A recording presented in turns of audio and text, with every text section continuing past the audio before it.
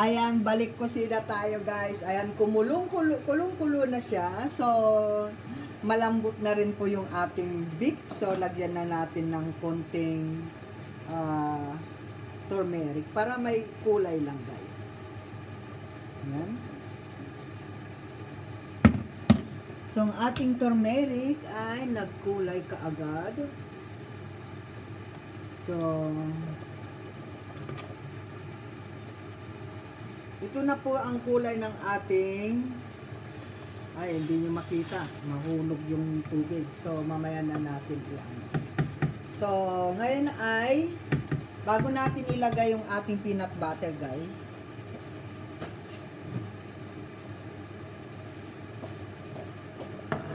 huli na yung ating giniling na malagkit. Luto mo. So, lagay natin itong peanut guys.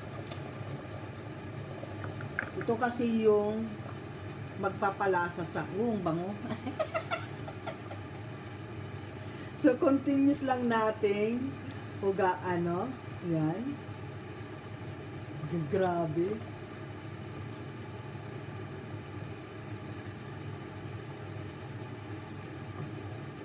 Alam nyo ba guys kung gaano siya kalambot? Asan na ba yung aking Pero pag nagkari-kari kayo guys, iano nyo sa yung mas maganda talaga palambutin ng slow wala yung sa kahoy. Ayan guys, ang lambot ay nagkulay kaagad yung ating turmeric. Ang lambot niya. So perfect yung di ba? Mahirap lang dito guys yung magpalambot. Pero kung may pressure cooker kayong katulad nito, mga 1.5 hours lang okay na siya. Malambot na siya. So,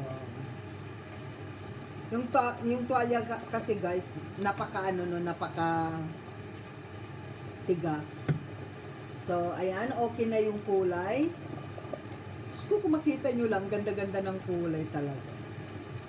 Ayan. So, hindi ko alam kung alin dyan yung uunahin, kung yung basta bahala kayo kung ano yung gusto yung unahin guys. So, maglalagay tayo ng peanut butter.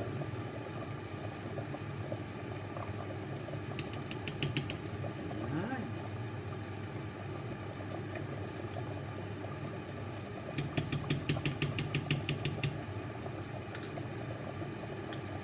So, yung peanut butter naman, di naman masama kung marami, di ba?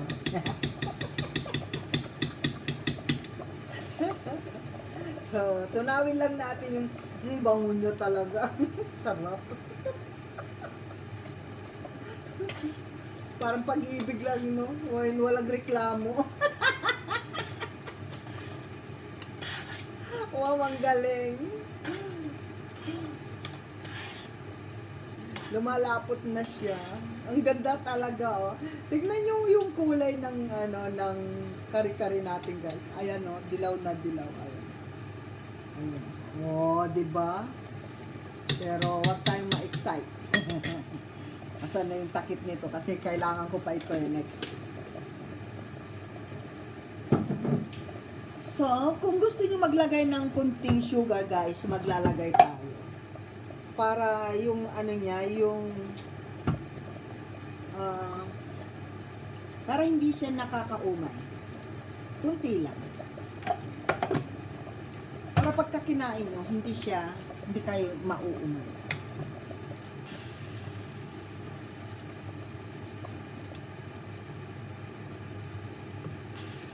So, dahil niluto na natin yung malakit na bigas, ay malakit na giniling natin.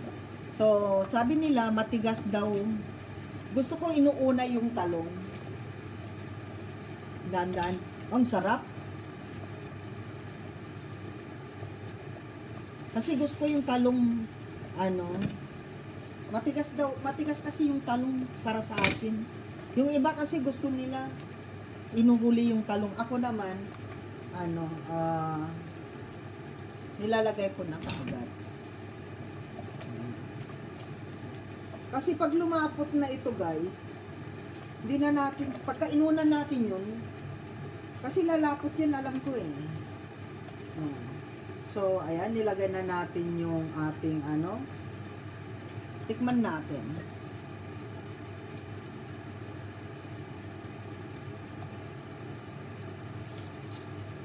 Sarap. Sarap. Tamang-tama. Tamang-tama yung alat lang niya, pero gusto ko konting alat.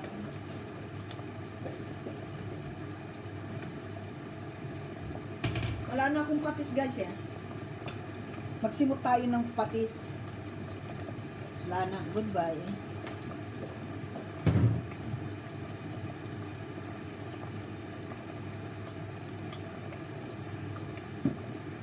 Siyempre, dahil konti lang yung ano niya, ayan. Ganun. Ay, pagpag nyo guys yung asin para dagdag lasa yun. So, ayan.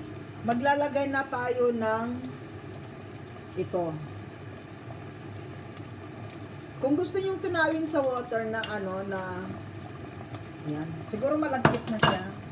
Kung gusto nyong ano, slow natin kasi tumatalsik siya guys, mahirap. Kung gusto nyong tunawin sa malamig na water, pwede rin.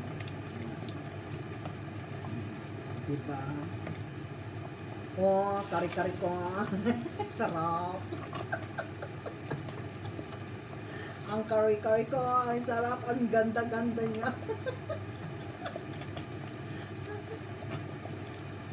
Oh, bakit may tubig doon? May tulo siya. And of course, dahil nga madali lang yan, ay lumapot na siya guys, oh. Ang lapot na niya, oh. Oh, diba? Pwede na tayo magkarinderya nito. So, lagyan na natin yung Baguio beans. Yung Baguio beans ko guys ay hugas na rin. Lahat yan vegetables ko, inugasan ko na. So,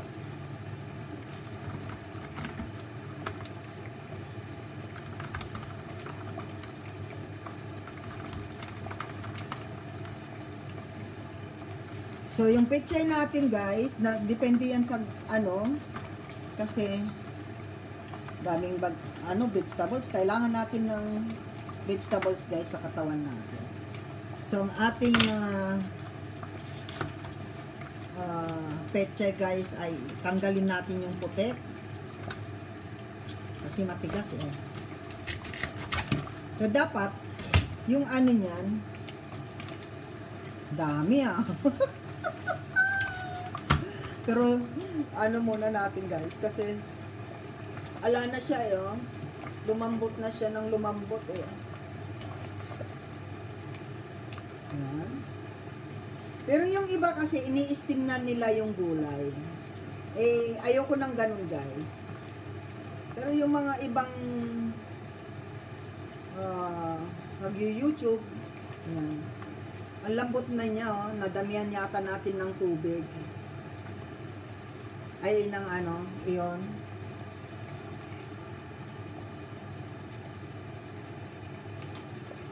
Ang lambot-lambot niya.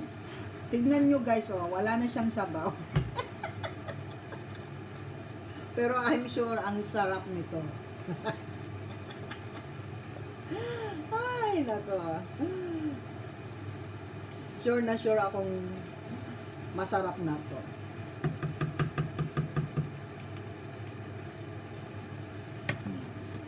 Tapos, lagay na natin itong kulay green sa ibabaw.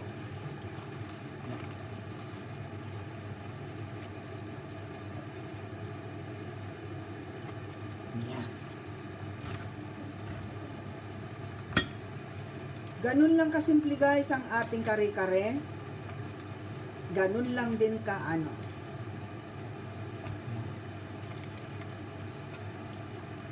So, abangan nyo guys kung gaano, mumukbang din natin ito.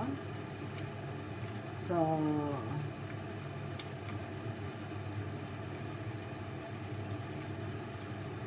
Ayan, ang ganda ng kulay. Kaya lang nawalan na talaga siya ng sabaw sa sobrang lapot niya. Ayan. Look beautiful.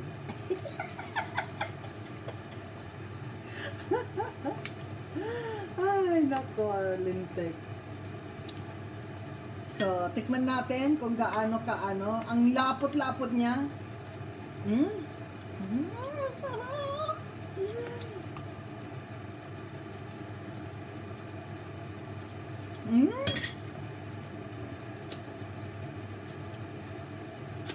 Ang sarap.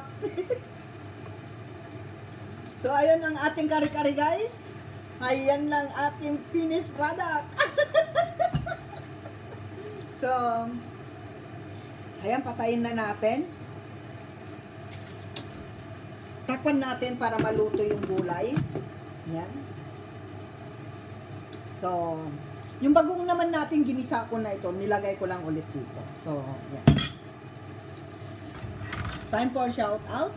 So, ayan guys, shout out sa ating mga Team Lintek. Ayan, sa buong Team Lintek guys. Ayan. And of course, shout out kay Cordapia, Rowena Acosta Vlog, DNK Family Vlog, Apukoy, Self B Official, Kalma Picon, Paring Tulits Adventure.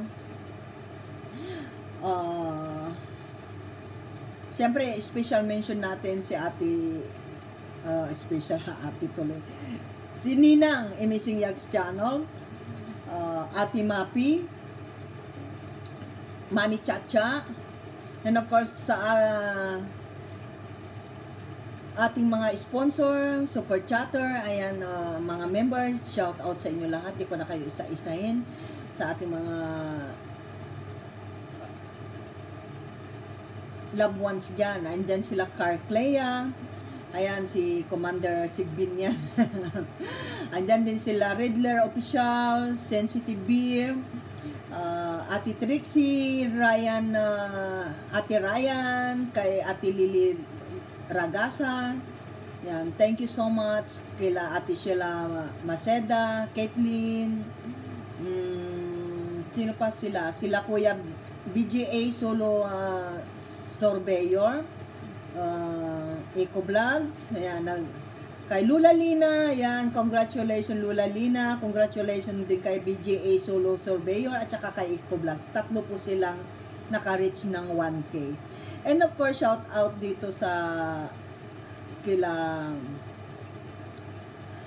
Dadso Black TV, ayan yung mga kasama niya dyan, sila Master Goting, ayan, Kopars, shout out sa iyo Kopars, continue sa helping our kababayan dyan sa Philippines. And of course, shout out kay sino pa yung nakalimutan? Tol Marvin, shout out. Thank you sa pagbabalik. At saka kay Rans Kalog, official. Rans Kalog, shout out. Ingat ka dyan, guwaps. And of course, sa ating mga bisita gabi-gabi, thank you so much. Ayan, sa lahat ng mga small YouTuber na nagbibisita sa atin, shout out sa inyo. Sa ating mga kapwa monetize, shout out sa inyo lahat.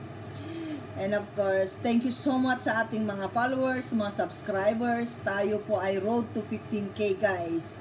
Ayan, thank you so much sa lahat ng ating mga subscribers. Yan. Hindi natin maabot ito guys kung wala kayo siyempre. I love you all guys. See you on my next recipe.